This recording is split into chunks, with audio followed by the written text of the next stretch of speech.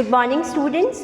Today we will read a beautiful poem titled The Snake Train, written by W.W. Ross from your book Beehive. So, in this poem, the poet is trying to convince the readers that all snakes are not poisonous. Some of them are quite harmless even to the children, okay, and therefore it is foolish to attack and kill the snakes. Okay तो यहाँ पे जो poet है W.W. Ross वो क्या कह रहे हैं कि कुछ सारे क्रीचर्स जो होते हैं या स्नेक्स की अगर हम पर्टिकुलर बात करें तो वो कह रहा है कि सारे जो स्नेक्स है वो पॉइजनस नहीं होते ह्यूमन बीइंग के लिए, ठीक है। कुछ ऐसे क्रीचर्स भी होते हैं या कुछ ऐसे स्नेक्स भी होते हैं जो हार्मलेस होते हैं, इवन वो बच्चों को भी हार्म नहीं कर सकते हैं। तो हमें ऐसे जो एनिमल्स है या स्नेक्स हैं उनको मारना नहीं चाहिए, राइट। यहाँ पे पॉइंट ये भी कन्विंस जो रीडर्स उनको कन्विंस करना चाह रहे हैं कि वन शुड ट्रीट एनिमल्स और the other creatures with sympathy and with kindness, ठीक है, कि हमें बहुत ज़्यादा काइंड और सिंपैथिक रहना चाहिए हमारे जो और भी जो क्रीचर्स है या फिर एनिमल्स की बात करें उनके साथ, ठीक है। हमें एकदम ऐसा आप नहीं कह सकते कि बहुत ज़्यादा हार्श या रूड होना चाहिए, ठीक है। एनिमल्स के साथ विदाउट हैविंग एनी रीज़न हमें उनको बिल्कुल भी डिस्टर्ब या आप कह सकते हो कि उनको हार्म नहीं करना चाहिए, ठीक है। Now so here in this poem the poet writes about a snake who itself is a victim. यहाँ पे पोएट ने क्या किया है, स्नेक की तरफ से लिखा है, ठीक है। स्नेक के बारे में लिखा है कि वो खुद एक विक्टिम है। अक्सर हम क्या रीड करते हैं कि स्नेक की वजह से या स्नेक बहुत हार्मफुल होता है और उसकी वजह से आप कह सकते हो ह्यूमन बीइंग को अगर वो काट ले, अगर किसी भी इंसान को काट ले तो वो बहुत ज़्यादा प्रॉब्लम में हो सकता है, ठीक है, क्योंकि वो पॉइजनस है। लेकिन इस पोएम में हम देखेंगे कि स्नेक खुद एक विक्टिम है, ठीक है। यहाँ पे ह्यूमन बीइंग विक्टिम नहीं है स्नेक के through. Now let's see what is written in this poem. Most of us think of snakes are fearsome, a symbol of death, ठीक है। हमें अक्सर यही लगता है कि हमने डिस्कस भी किया है कि जो स्नेक्स है वो बहुत ज़्यादा डरावने होते हैं और हमारे को इवन मौत भी दे सकते हैं, वो इतने ज़्यादा पॉइजनस होते हैं। But the snakes in this poem is itself a victim, लेकिन यहाँ पे खुद वो आप कह सकते हो ह्यूमन बीइंग के की वजह से शिकार हो रहा है, ठीक है। तो उन्होंने स्नेक के बारे में लिखा है, स्नेक के रेफरेंस में लिखा है कि किस तरीके से कभी कभी हम इंटेंशनली या कभी कभी विदाउट इंटेंशनली एनिमल्स को भी हार्म करते हैं जो हमारे लिए बिल्कुल भी हार्मफुल नहीं होते हैं, right. Now let's start the poem. The snake trying to escape the pursuing stick with sudden curving of thin long body, how beautiful and graceful are his shapes. So here the poet is saying that the snake tries to escape from being hit by pursuing stick, मतलब chasing stick, ठीक है। यहाँ पे poet कहना चाह रहे हैं कि जो snake है वो अपने आप को बचा रहा है, ठीक है, escape कर, वो कोशिश कर रहा है कि वो अपने आप को सेव कर ले फ्रॉम द चेजिंग स्टिक, ठीक है। चेजिंग स्टिक मतलब परसुइंग, मतलब जो कुछ उसको फॉलो कर रही है, स्टिक्स मतलब लाठियाँ कह लो आप, ठीक है। तो यहाँ पे कौन उसको चेज कर सकता है, ये इनडायरेक्ट रेफरेंस है, ठीक है। और ये जो इनडायरेक्ट रेफरेंस जो है वो ह्यूमन बीइंग के लिए यूज़ किया गया है। With sudden curving of thin long body and he is having some movement, curve मतलब आप कह लो ट्विस्टिंग है ना, तो वो ट्विस्ट कर रहा है, वो कर्व कर रहा है, वो वहाँ से जाने की कोशिश कर रहा है, ठीक है, with his long body.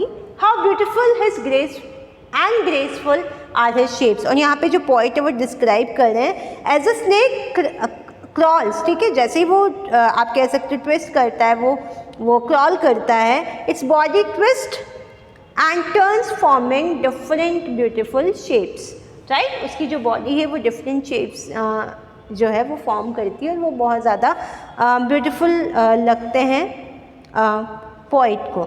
Now he glides through the water away from the stroke, oh let him go over the water, okay, glides मतलब move, he moves through the water, okay, over away from the stroke, और वो कोशिश कर रहा है कि stroke मतलब आप कह सकते हो यहाँ पे हिटिंग ऑफ द स्टिक, कि किसी ना किसी तरीके से वो अपने आप को एस्केप कर ले, अपने आप को बचा ले, ठीक है, from the stroke. O let him go over the water into the reeds to hide without hurt, और यहाँ पे पोइट रिक्वेस्ट कर रहा है, ठीक है, कि उसे जाने दो। और वो जो स्नेक है, शायद वो यहाँ पे बहुत ज़्यादा फॉर्चुनेट है कि वो वहाँ से जा चुका है और वो पानी में जा चुका है, वो पानी में आप कह सकते क्रॉल कर रहा है, into the reeds to hide without hurt. और अब वो कहाँ पहुँच चुका है, रीड्स मतलब होता है मार्शी प्लांट्स, ठीक है, जिनकी जो स्टेम है वो बहुत ज़्यादा थिक होती है, राइट। तो ये जो दलदल या पानी में उगने वाले जो कुछ प्लांट्स होते हैं, ठीक है, वहाँ जाके पहुँच चुका है, ठीक है, और अपने आप को उसने वहाँ छुपा लिया है विदाउट हर्ट। और ये बहुत लकी या आप कह सकते हो फॉर्चुनेट स्नेक है कि उसने अपने आप को सेव कर लिया किसी ना किसी तरीके से ह्यूमन बीइंग के थ्रू हिट होने से। Okay, small and green, he is harmless even to children, and he is of green colour, वो हरे रंग का है और वो बहुत छोटा है। He is harmless even to children.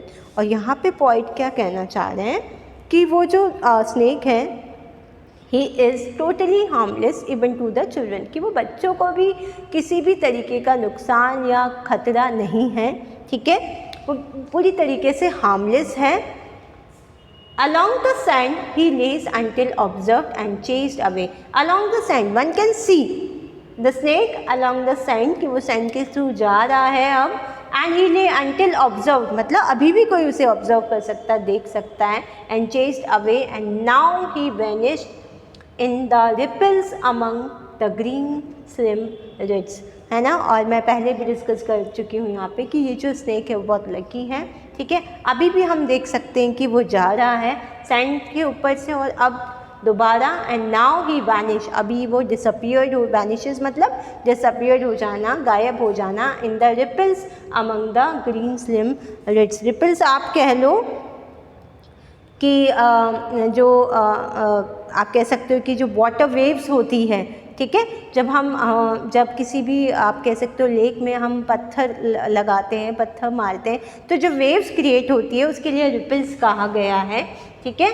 तो वो जो स्नेक है वो वैनिश हो चुका है उन वाटर वेव्स की वजह से, या वाटर वेव्स में वो छुप गया है, अपने आप को उसने छुपा लिया है, और अब वो ग्रीन आप कह सकते हो ग्रीन स्लिम जो पतले रीड्स है, जो मार्शी प्लांट्स है, वहाँ जाके कहीं ना कहीं अपने आप को आप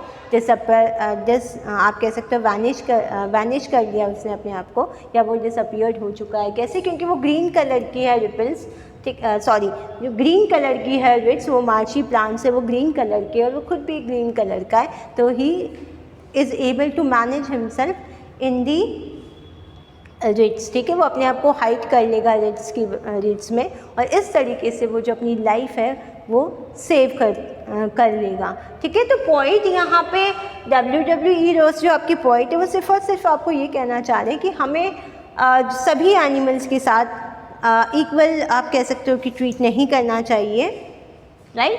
हमें समवॉट काइंड और जेंटल होना चाहिए एनिमल्स के साथ। ऐसे एनिमल्स, सभी एनिमल्स हमारे लिए हार्मफुल नहीं होते हैं, राइट। तो वो यही मैसेज हमें कन्वे करना चाह रहा है कि हमें नेचर के साथ भी बहुत ज़्यादा काइंड और सिंपैथिक और होना चाहिए, ठीक है। इवन जो स्नेक्स होते हैं उसको जो है वो सभी पे हमें अटैक नहीं करना चाहिए, सभी को विदाउट रीज़न हमें मारना नहीं चाहिए। ऐसा नहीं कि हम किसी स्नेक को देखें और हम उसको मारने लग जाएं, ठीक है। So thank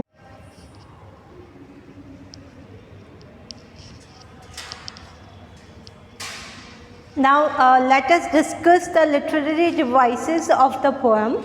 So first of all, let's discuss the rhyming scheme. So the poem is written in free words. Okay, as you can see here, there is no rhyming scheme in the poem. Next, one of the most important literary device used here is transferred epithet. ये आपके लिए बिल्कुल new है, okay.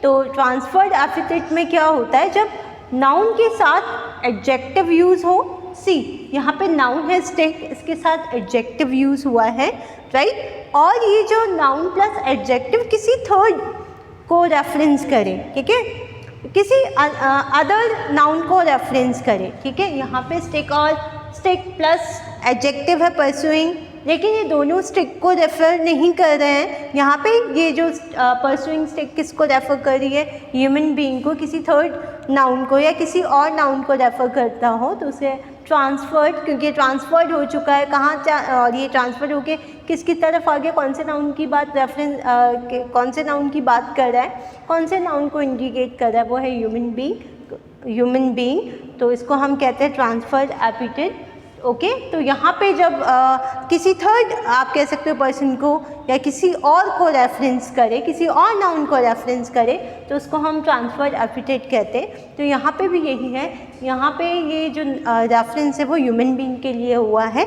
So this is a new poetic device here, okay. Next आपके पास जो है वो है एलिट्रेशन, ठीक है। तो एलिट्रेशन यहाँ पे जो यूज़ हुआ है वो एच साउंड में यूज़ हुआ है, हाइड एंड हर्ट, ठीक है। So this is all about your poem. I hope you had enjoyed this poem and learned a lesson that without any reason we should not harm snakes or other animals. Thank you. Have a